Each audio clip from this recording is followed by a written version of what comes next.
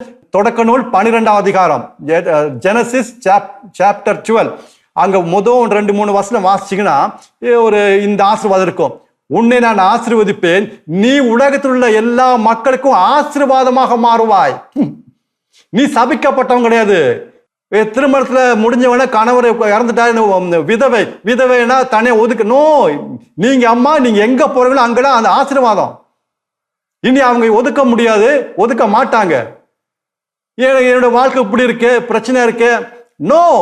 நான் எங்கெல்லாம் கால் எடுத்து வைக்கிறேனோ அங்கெல்லாம் மற்றவங்களுக்கு ஆசீர்வாதம் நான் கொடுக்கிறேன். ஏன்னா கடவுள் அந்த வாக்குறுதி கொடுத்திருக்காரு, அந்த ஆசீர்வாதம் எனக்கு கொடுத்திருக்காரு. அதுதான் கிறிஸ்தவ வாழ்க்கை.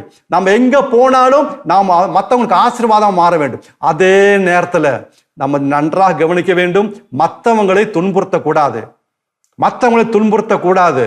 கடன் வாங்கியிருப்பாங்க, கடன் அடைக்க முடியல, கணவர் இறந்துட்டாரு, இந்த மனைவியை துன்புறுத்தாதீங்க, இரக்கம் காட்டுங்க. வரதட்சணை பேரை சொல்லி மற்ற அவங்களுடைய பாவம், இந்த ஏழை குடும்பம் அவங்ககிட்ட பணத்தையும் நகத்தையும் பிடுங்காதீங்க. திருப்பி கூண்டுக்குள்ள எங்கே போய் மாட்டிக்குவோம், வேண்டாம்.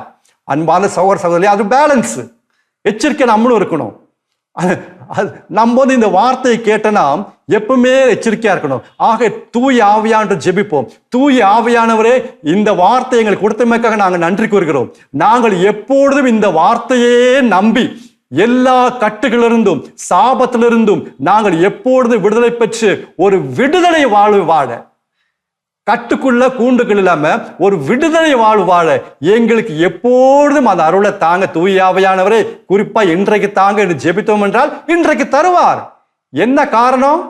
ஏனெனில் இதுவே தகுந்த காலம்.